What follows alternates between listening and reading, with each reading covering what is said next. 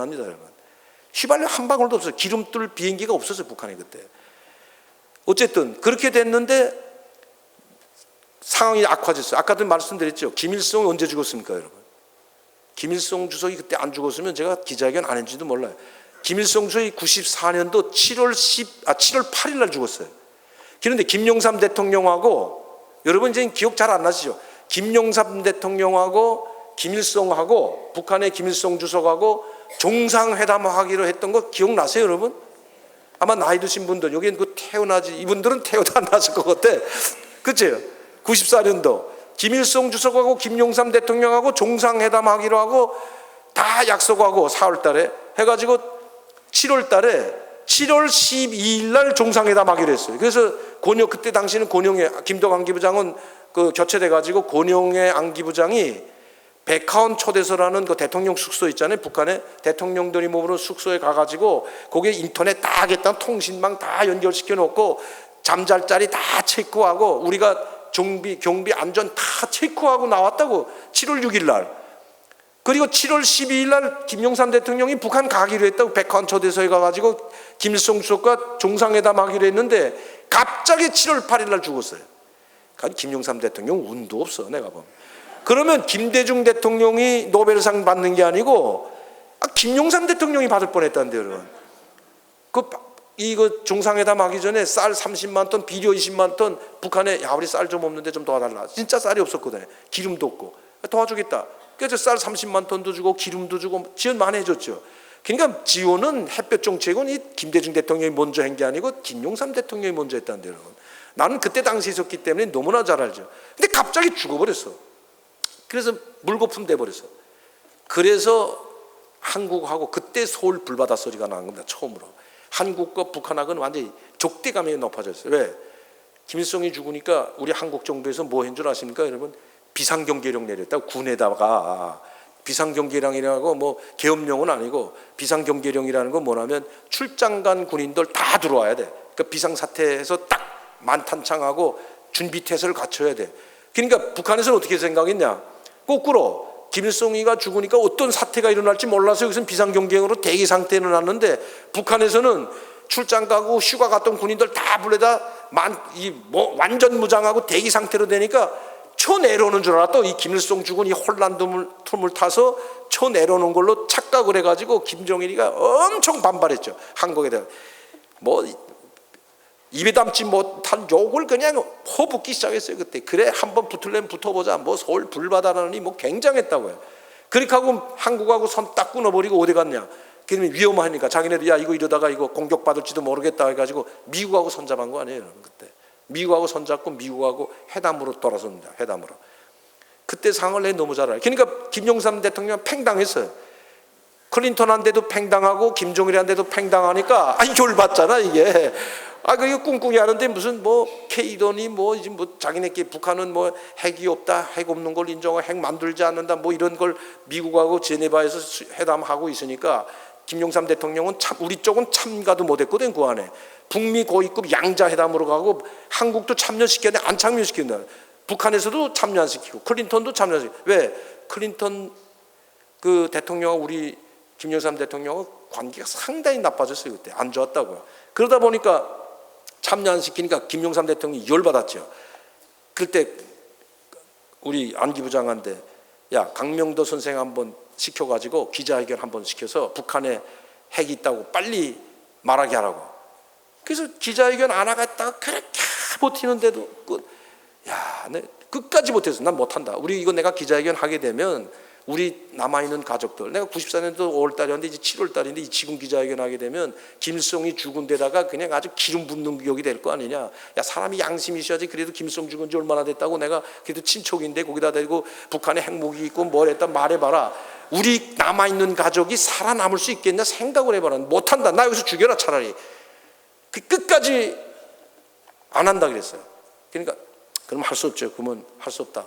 그러면 하지 않아도 된다고. 이러더니 어느 날 하루 갑자기 그 한 이틀 있다가 나서 그렇다고 해서 나 강압적으로 못 하거든. 내가 아마 다른 탈북자들 같았으면 내가 다른 탈북자들을 뭐 이렇게 비하하는 게 아니고, 다른 탈북자들, 대체로 탈북자들은 한국에 오게 해달라 해서 온 사람들이 상당히 많아요. 외교관이든 황자임 선생님도 자기가 대사관에 들어가가지고 도와달라고 뛰어들었잖아요. 이런 사람들은 이렇게 못한다기는 뭐라 하잖아요. 그럼 너 북한 가라 하면 난처해져. 하라는 대로 하게 돼 있어. 근데 유독 3만 명 중에 나 하나예요. 내가 안 오갔다는 데 데려다는 사람. 그러니까 난 안 와갔다. 그러니까 이거 도로 보낼 수도 없고, 가라 그러면 갈 거 같거든 이거. 그러니까 여러분 생각해봐요. 내 발로 한 거 아니잖아요. 자기네가 요구 조건이 이만큼 되겠고 여기다 데려다 놨는데 강압적으로 시킬 수가 없었다고. 그러니까 그럼 할 수 없다고. 그래서 이젠 살았다, 이젠 안 하는 모양이다. 마음을 좀 놨는데 이틀 있다가 하얏트 호텔은 아직도 생생합니다. 여러분. 하얏트 호텔을 오래요. 하얏트 호텔에 가자 그래서 한 12명이 다, 과장도 오고 부국장도 오고 뭐 국장도 다, 국장은 아니고 부국장도 오고 다 왔어. 우리 대공수사국 팀이 다 왔더라고. 과장 실장 할 거 없이. 그분들이 다 와가지고 차 뭐 몇 대 와가지고 경호차까지 해가지고 간다. 어디 가냐? 하얏트 호텔에 점심 먹으러 간다니까. 이 점심 먹으러 뭐 이렇게 요란하게 간다 하는 생각하고, 이거 오늘 무슨 날이나 했거든. 대낮에. 그 하얏트 호텔의 지하 1층에 가면요, 지금은 있는지 모르겠지만 일식집 큰 거 있었습니다. 그게. 그래서 내가 그때 그 광어가 어떤지 알았어요. 수족관에 있는 광어 먹으면 안 되겠더라고, 내가 보니까. 그 일식집에 들어갔어요. 근데 거기다 회를 그냥 쫙 차려놨어. 일식집 고기랑 뭐 회요, 뭐 하얏트 호텔이니까 오죽자리 놨겠어. 그러면서 딱 들어와서 다 앉았는데 자리 하나 가운데 딱 내놨는데 앞에. 누가 오나 했더니 보니까 국장이 오더라고. 조금 있더니 국장이 와가지고, 국장이 그런 밥 먹는 자리에 잘 안 나타나는데 저녁에 이제 뭐 술 한잔 하던가 뭐 커피 한잔 하고 나하고 이야기하러 오지, 그렇게 안 오는 사람인데, 이름도 아니지 뭐 이제 뭐 오래됐으니까 이제는 말할 수 있다도 괜찮아. 신명숙 국장이라고 딱 앞에 앉더라고. 그래서 내가 대낮에 술판이 벌어져서 술 먹잖아요. 회에다가 뭐 소주 한 잔에 한 잔 마시자고. 그래서 이런 적이 없었거든, 대낮에. 그래서 내가 물어봤어. 오늘이 무슨 날인가? 오늘 무슨 날 아니고 그냥 오늘 그 마지막으로 강 선생 볼 겸해서 이렇게 좀 한상 차리라고 했다고. 그 일식 사장 오라고 그러더니, 야, 이거 자연산이야? 수족관에 있던 거야? 자연산입니다고 막 그래. 수족관에 있던 거 아니지. 너희 수족관에 있는 거, 너희 항생제, 마이신 그냥 계속 바퀴줄 붙는 거 내가 다 알아. 그래서 그게 무슨 소리인지 몰랐어요. 그걸. 그래서 이제는 수족관에 그저 안 먹습니다. 그때부터. 오면서 국정원 사람, 그 안기부 사람들이 말해주더라고. 수족관에 있는 그 광어들, 오래된 광어들은 금방 올라오면 괜찮은데, 오래되면 서로 부딪혀가지고 상처 나기 때문에 그 상처를 치유하려고 항생제를 그냥 바가지로 붓는다는 거예요. 마이싱을. 그건 몰랐다고. 그러니까 그건 광어를 먹는 게 아니고 마이싱을 먹는 거라고 알려주더라고요. 그 다음부터는 오늘 잡아온 거든 어제 잡아온 거든 수족관에 있는 건 아예 안 먹게 되더라고요. 보지도 않게 되고. 이제는 그때 당시죠. 그때 이제는 뭐 없어 못 먹고 지금은. 어쨌든 그렇게 돼서 그 국장이, 내가 왜 이 말씀을 하냐면 나를 인도하신 하나님이기 때문에, 그래서 그 국장이 나보고 송별회를 마지막 이제 어디 가요? 그러니까 대통령이 그렇게 기자회견 한번 해달라고 강 선생 설득시키라는데 설득 못 시켰는데 어떡하겠냐. 강 선생 내가 또 뭐 가족이 있는 부모들도 생각하고, 그래서 내가 사표냈어. 이러더라고요. 사표냈대 제가. 야, 나 때 내가 기자회견 안 해서 압박을 차라리 고문을 했으면 내가 들이받고 싸웠을 거야. 그냥 차라리 고문했더라면, 협박을 했더라면. 여러분, 제가 아까도 말했지만 저는 무서운 게 없이 자란 사람이 물부러. 이 사람들이 좀 착각한 게 하나 있어요. 후에 이제 그런 저 남산 지하실도 구경했습니다. 그 이후에 이분들이 내가 자라는 걸 보면 칠골 집안에서 VIP에서 무소불위의 권력을 가지고 자라왔기 때문에 뭐라 하나 이렇게 꽃밭에서 자란, 이렇게 온실에서 자란 화초처럼 거의 자란 걸로 착각했다고. 세상 풍파 나만큼 겪은 사람은 없습니다. 북한에서 솔직히 말씀. 난 종치범 수용소도 갔다 왔어요. 종치범 수용소 갔다 와서 내가 사람 됐거든요. 그 전까지는 무섭게 사람을 총으로 쏴주기도 나 잡아갈 사람 없었다고. 북한 있을 때. 종치범 수용소 간 것도 여기 우리 그 목사님 대령으로 예편했었지만 저도 대령으로 입대했다 대령으로 나온 사람이에요. 저도 입대할 때 난 대령으로 입대했어요. 제토리로 장군, 내 상관, 우리 정치부장, 우리 부대, 그러니까 보위대학 정치부장을, 정치위원을 제토리로 몰이 날려가지고 빗세지 않았으면 머리 짜게 죽었어요. 그 자리에서. 죽으라고 깠거든. 재털이 하나가 5kg 나갑니다. 수종 재털이. 그건 또 왜 큰 그런 수종 재털이를 갖다 놨는지. 자, 어쨌든 장군방이라고, 대체로 장군들 방엔 다 유리 그 수종 있죠, 무거운 거. 들지도 못해 이거 웬만큼 무거워서. 그걸 주고 앞에 있는 그 종치연을 모리를 까가지고, 이 종치연이 비세지 않았으면 직탁 맞았으면 머리 그냥 물 박살나버리지. 죽었지. 죽을지 살지 모르고 그거 까버린 거니까. 그래서 내가 정치범 수용소에 갔다 왔거든. 그것 때문에, 그 사건 때문에.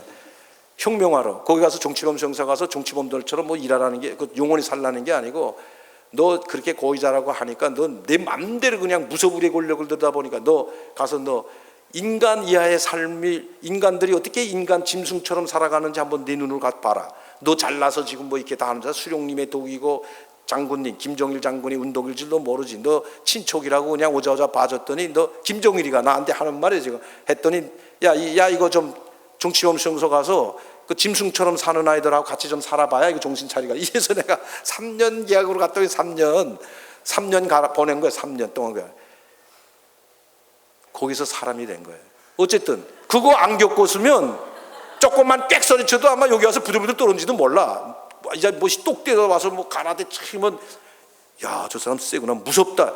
놀고 자빠대 이제 무저 벽돌장 5개 까는 거 가지고 나는 10장도 깠는데 뭐 이때 정치범 수용소에 가서 격수를 들만 했거든 제가. 잠깐 어쨌든 무소불위 무서운 걸 모르고 자랐어요. 그러면 차라리 고문이라도 하고 욕이라도 하고 협박이라도 했으면 그냥 한번 부딪혀 보겠는데, 사표냈다고 어깨가 쭉 쳐져가지고, 이거 참. 근데 뭐라는 줄 알아요?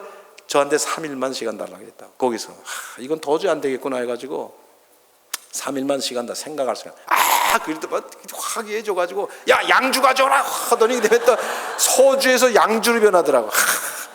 강 교수 나 한 번만 살려달라고. 대통령이 부탁을 했는데 한 번만 들어줘야 될 거 아니냐. 내 체면 봐준다. 근데 3일만 시간 달라. 그래가지고 도저히 안 되겠다 해가지고 제가 누굴 와가지고 생각하다.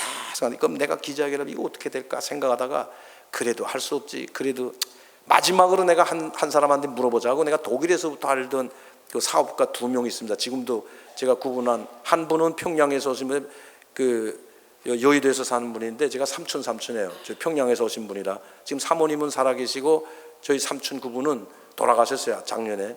근데 제가 제사에도 갔다 왔지만, 그러니까 그때 알았던 분을 저는 아직도 지금 친분을 유지하고 있으면 제가 또 꽤 괜찮은 사람이에요, 그분은.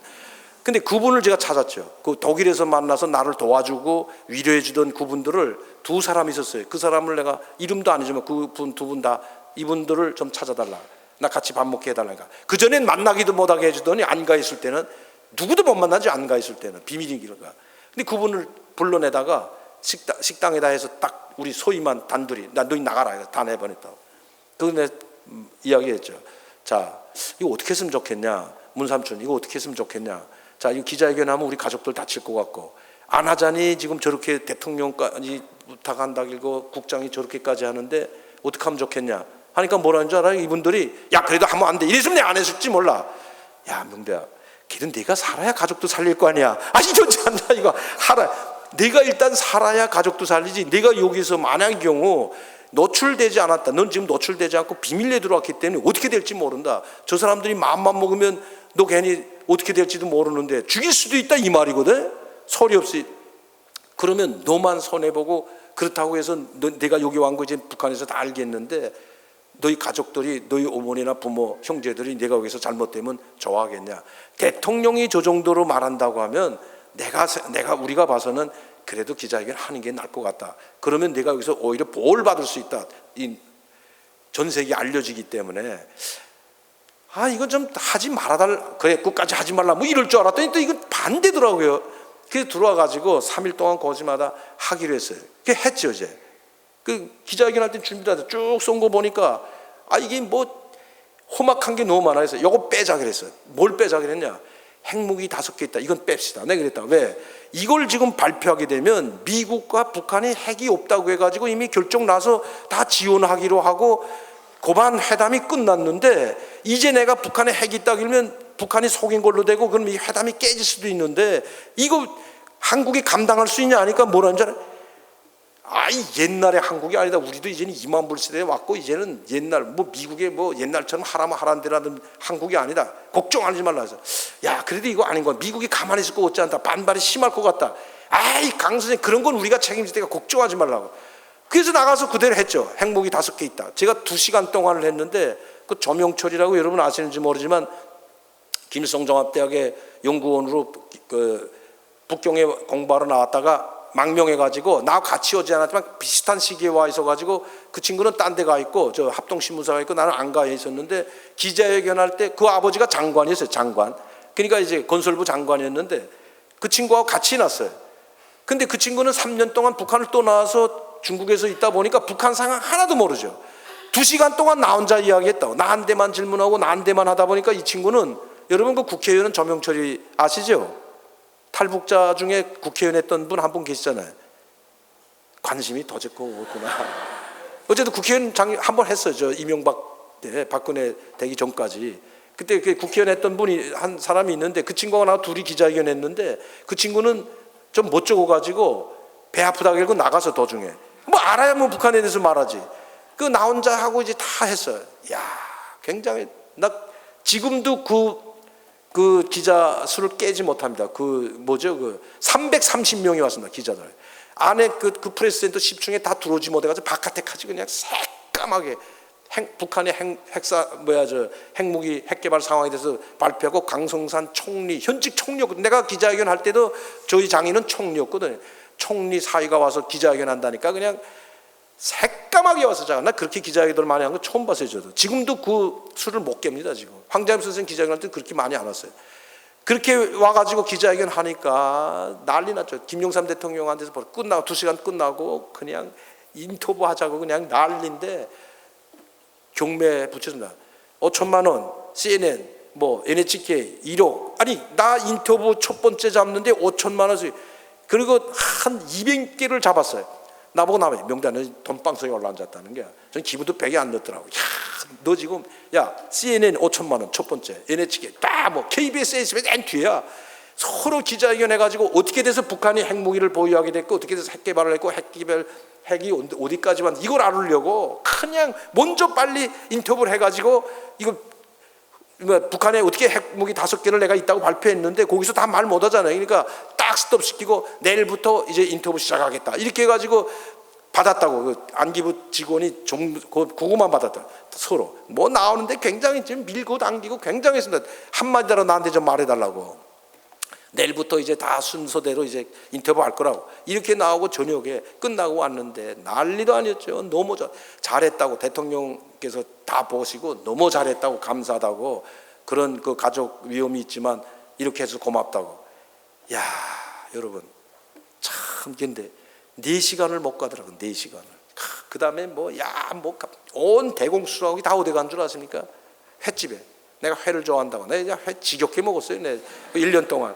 뭘 좋아하나? 회 좋아했다 하더니 이 사람들은 3일에 한 번씩 교대하니까 16명이 3일에 한 번씩 교대하니까 3일에 한 번씩 회 먹잖아. 나는 매일 회 먹어야 되잖아 이거.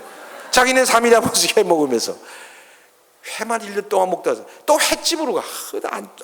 실탁일 수도 없고 끌려가가지고 지금 2차 갔다 3차는 다 어딘지 아시잖아요. 3차 갔다가 4차는 또 과장네 집에 자기네 집에 가죠. 자기네 집에 가서 한 잔 먹고 또 자죠.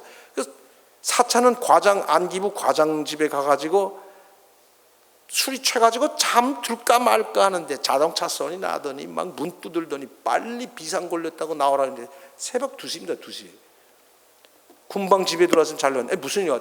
그냥 안가로 들어왔죠. 문 딱 닫아. 야 큰일 났다는 거야. 다 풀이 죽었더라고. 이 안기부 직원들이 그렇게 좋아서 자기 부인들까지 끌어내가지고 노래방 가서 춤추고 하던 사람들이 그냥 얼굴이 새파래졌더라고. 그래서 내가 직감되는 게 딱 하나 있어가지고 무슨 일 있나니까 실장에 들어와. 큰일 났다는 거야. 김영삼 대통령이 지금 머리수건 두르고 알아누웠다는 거야. 그게 무슨 말이야? 저 백악관에서 무슨 말을 했는지 그냥 아주 호되게 안에 몇 마디 안 했는데 알아누웠으면 이제 짐작하실 거네. 대통령한테 얼마나 호되게 했으면 클린턴이 대통령이 머리 토매고 알아누웠다 그러더라고. 아니나 다를까 그 다음날 그 이영덕 국무총리, 그때 당시 이영덕이 국무총리인데 이영덕 국무총리가 사과 성명을 내더라고요. 사과 성명을 뭐라고 낸 줄 아십니까 여러분? 이번 강명도 그 선생의 그 이 기자회견 핵무기 5개 보러는 자기네도 이런 거 있을 줄 몰랐다. 이런 발언할 줄 몰랐다. 우리가 시킨 게 아니고 스스로 이야기한 거다. 다 시켜놓고는. 그래서 그리고 사과 성명 내고 책임 추궁을 누가 했냐. 내가 기자회견 안 했으면 오히려 그 신명석 국장은 계속 있었을 거야. 계속 쇼부린 거거든. 사실 뭐 사표 낸다는 것도. 그러니까 진짜 사표 냈어요. 또 책임 하나 져야 되잖아. 그리고 책임지고 나갔다고 신문에 났다는데 국장이 담당 국장이 사표 쓰고 책임을 묻고 사표 쓰고 나가고 이용도 국무총리가 사고 하루도 안 걸려가지고 그 다음 날에 몽땅 얼마나 크게 호되게 질책을 당했으면. 내가 그래서 아이고 기자회견이요? 돈 20억 다 날라가 버렸어요. 그건 CNN이 뭐래. 그 다음 날부터 인터뷰는 둘째치고 밖에 나가질 못해 6개월 동안. 기자들이 그냥 나를 추적하기 위해서. 그러니까 난 뭐야? 가짜가 돼버릴 수 있잖아요. 잘못하 가짜가 돼버린 거지. 아니 그렇게 말해놓고 다음날 기자 인터뷰하기로 했던 거를 싹 무효시키고 일체. 왜? 인터뷰하면 내가 다 말할 거냐? 핵무기 어떻게 하나? 난 누구한테 들었다. 내가 실질적으로 용변 핵단지 가보니까 이렇게 플루토늄을 이렇게 하고 있고 방사화학스러운시 오메가와트 원자로에서 뽑고 있고 또 러시아가 무너질 때 소련이 무너지면서 거기서 가져온 플루토늄 이게 말도 못한다. 이거 후속으로 이야기하게 되면 난리가 나죠. 그 다음에 북미 회담이 깨져야지. 그 다음에 핵이 있는 게 기정사실화되잖아요. 핵 개발한 게. 북한은 핵 개발 안 하고 핵 개발할 능력도 힘도 돈도 하나도 없다 그랬고 우리는 그런 절대 안 한다 그랬는데 이미 다 해놨거든요. 벌써 그때 당시에. 그러면 이제 후속 조치로 들어가면 북미 관계 우리 한미 관계 완전히 개박살 나는 거죠. 그러니까 이제 더 이상 여기서 한 발짝도 못 나가게 하고 야 그때 여러분이 그 내 심정을 한번 바꿔놓고 생각해봐요. 차라리 내가 끝까지 안 나갔다고 했을 걸. 아니나 다를까 기자회견 한 다음에 그 다음날 10시 평양방송으로 강명도 이 인간 쓰레기 뭐 인간의 도덕도 없고 위기도 없고 무슨 야자간 나쁘다는 말은 지구상에 있는 나쁘다는 말은 다 써붙였어요. 없는 말은 또 만들어가지고 그냥 아주 1시간 동안 평양방송했어요. 평양방송은 북한 사람이 못 들어요. 이 대남방송입니다. 평양방송. 여기는 평양방송입니다 하는 건 대남방송. 북한에서 방송 안 해요. 북한에서 북한 사람 다 들으면 강명도 여기 왔다는 거 다 알게 되니까 선전하는 거 되잖아요. 그러니까 대남방송을 그냥 그다 제가 다 들었잖아요. 야, 이 정도 되면 우리 가족은 살아남기 힘들겠구나. 야, 큰일 났구나. 그러니까 여러분 살고픈 생각 있겠어? 자, 그래도 여기서라도 이게 기자회견을 하도 그래도 우리가 항상 북한에서 배운 게 뭔 줄 아십니까? 나 자신보다도 당과 수령을 위하여 조국과 인민을 위하여 이게 못이 밖에 들었기 때문에 그래도 난 나갈 때마다 그래도 대한민국을 위해서 날 하나 희생하자. 여러분 절대 국가를 위해서 희생하지 마세요. 여러분 자기 가족을 위해서는 희생해도 국가를 위해서는 희생할 필요 없다는데 여러분. 아 이거 웃는 소리가 아니야. 자기 가족이 중요해 국가가 중요해. 가족이 없는 국가는 있을 수가 없는 거예요. 여러분 가족이 모여서 잘 돼야 국가도 있는 거지. 가족이 깨져봐 이게 개인 이기주의가 아닙니다. 여러분. 북한에서는 그렇게 배웁니다.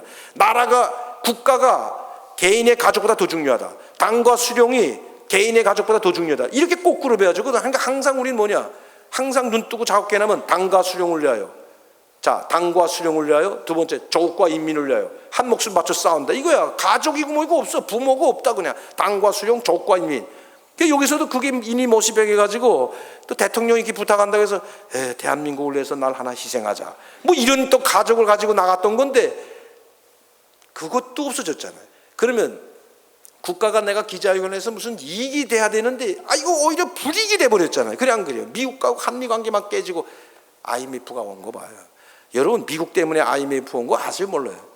미국 때문에 왔더니 클린턴 행정부하고 이 김영삼 대통령 그 뭐죠? 자존심이 강해가지고 자존심 싸움에 우리 대한민국이 박살난 겁니다. 난 너무 잘 알아요. 그때 안 가 있었기 때문에.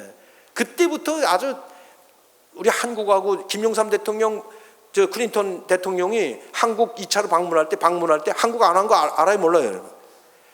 일본 가서는 이틀이 있고 잘 대접받고 지나가면서 뭐 안 들릴 수는 없으니까 어디 간 줄 아세요? 제주도에 가가지고 클린턴 대통령이 일본 갔다 제주도에 오니까 김영삼 대통령이 제주도 가가지고 연설 15분 하고 바로 비행기 타 밥도 안 먹고 간 게 클린턴입니다. 근데 관계가 좋아 안 좋아? 그 정도로 관계가 안 좋았다고 당시에. 아이고 시간 다 됐네. 큰일 났네. 그런데 다 지나 그때는 그래서 제가 자살하려고 해서 자살하려고. 내가 또 당했구나. 내가 이래서 내가 한국 안 오려고 했는데 당했구나 이거. 그러나 이제는 기자회견까지 해서 이제는 갈 수도. 기자회견만 안 했더라면 내가 북한 돌아가도 돼요. 우리 딸이 여기 왔거든요 지금. 우리 집에 그때 당시 내가 여기 딱 왔는데 다 알았죠. 독일에서 여기 온 것부터 다 알고 있다고 북한에서. 그런데 어떻게 했냐? 뭐라 했는 줄 알아요? 우리 주석궁에 있는 당비서나 부장이 장관들이 총리, 부총리고 이 사람 우리 집에 와가지고 우리 어머니 손부터 잡고 아드님이 지금 남조선에 끌려갔는데 용감하게 싸우고 있대. 용감하게 싸우고 있다. 끝까지 지금 그래도 수령과 당과 수령을 배반하지 않고 용감하게 싸우고 있다. 진짜 싸웠다는데 계속 싸웠으니까 그냥 이 사람들 기자회견 안 하겠다, 나 도로 가겠다, 계속. 그걸 다 어떻게 하는지. 그래도 장한 아들을 뒀다고. 기자회견 안 했으면 계속 그랬었지만 뭐 선물도 갖다 주고 막 그랬대요. 근데 기자회견 딱 하니까 큰일 난 거 아니에요. 우리 집에서 다 알고 우리 어머니가 그랬다는 거 아닙니까? 당비서 찾아가가지고 내가 아들 잘못 키웠다. 내가 스스로 내 평양을 떠나겠다. 내 고향으로 내려가겠다. 가족들 데리고. 그래서 우리 형님, 내 차 위에 있는 형하고 같이 내가 여기 온 다음에 제가 어머니 모시고 있었거든요. 내가 여기 온 다음에 우리 형님하고 있다가 어머니가 형님 가족을 데리고 선천으로 내려갔죠. 쫓겨 내려간 게 아니라 스스로 내려갔죠. 그 김종일이한테 내가 자식 잘못 키워서 미안하다. 그러나 우리 아들은 내가 살아니 난 돌아올 거다고 이런 말을 남기고 짐 다 싸가지고 스스로 누가 너 내려가라 해서 내려간 게 아니라 스스로 내려가시더라고. 근데 우리 큰형이나 우리 형제가 7명인데 어머니 모시고 있던 그 형만 내려가고 나머지 형제들은 안 내려갔죠. 다 있죠. 그냥 그 자리에 있는데 직위 박탈돼. 직위만 다 철칙당했죠. 뭐 차관 장관 하던 사람 몽땅 어디로 갔냐? 하수도 사업소. 하수도 알죠? 상하수도 사업소라고 있습니다. 평양시 상하수도 사업소. 근데 상수도는 좀 나요. 하수도. 우리나라 하수도 생각하면 여기는 호텔이야. 이 하수도가. 북한 하수도는요 들어갔다가 아주 못 나옵니다. 그런 하수도 사업소 노동자를 여러분 장관하다 하수도 사업소 노동자를 한번 가봐. 우리 큰형님 아까 목사님한테도 말씀드렸지만은 한국에 3번 왔다 갔어요. 한국에 대표단으로.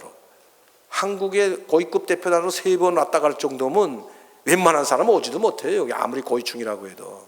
정말 믿을 만한 사람만 보내잖아요. 그래서 3번, 내가 있을 때 3번 왔다 갔다고. 그래서 내가 한국에 왔다 갈 때마다 형님 한국이 어때요? 그러니까 그러면 뭐 그래. 근데 뭐 고층 건물은 뭐 우리보다 좀 많고 자동차는 많은 거 같아도 아유 평양이 훨씬 나. 뭐 이러고 냈다고 저한테. 그런데 그런 형님들이 이제 직위 출직돼서 다 됐더라. 난 다 쫓겨. 난 솔직히 말하면 정치범수용소에 끌려갔을까 봐 조마조마했어요. 그나마도 정치범수용소에는 안 갔더라고요. 제가 여기 온 다음에도 김종일이나 우리 가족들은 보이베에다 손대지 말라 그래가지고 나를 하나 손대는 건 둘째치고 우리 가족을 손대게 되면 너무 많아가지고 친척들이 너무 많아가지고 그리고 송골 집안 강반석 집안에서 남조선 한국에 망명한 사람 하나 있다고 해야 되고 소문나게 되면 이게 어떻게 돼요 여러분? 김정일 카리스마에 손상이 되거든요 여러분. 저희 친척 하나가 넘어갔다고요. 지금 김정은이가 그걸 났잖아요. 지금 김정은이가 왜 지금 카리스마가 없고 지금 북한 사람들이 다 알고 있는 게 누구냐? 이모가 지금 미국에 망명해 버렸잖아요. 98년도인가 그때. 아니 김정은이가 조금 할 때, 그러니까 김정은이가 지도자가 될 줄 알아서 망명 안 했겠죠. 지금 이렇게. 근데 그 집안에서 살아남을 수 없다고 봤기 때문에 망명을 했다고. 이모가 친이모가 고용숙이라고 김정은이 생모의 친동생이 미국으로 망명해 버렸잖아요. 98년도에. 왜 망명하냐? 김정일 집안이 복잡하기 때문에 가족들이 많기 때문에 여기서 그때 김종남이도 있고 하기 때문에 이제 만약시 정권을 못 잡으면 풍지박살납니다. 다른 쪽 가족들은. 이게 이씨 왕조나 똑같아요 여러분. 왕이 되면 그 가족은 다 살아남지만 왕이 못된 초배 자식들은 싹 몰살이야 그냥. 아니 몰살 안 되면 어디 뭐 구석에 가서 아주 사람도 빚도 지하에서 살아야 돼. 지하에서. 그렇게 돼버리거든. 김일성이 때 그랬잖아요. 김종일이가 그렇게 했으니까. 자기를 친계 김경희 하나 내놓고 이복 동생을 다 몰살시키다시피 했잖아요.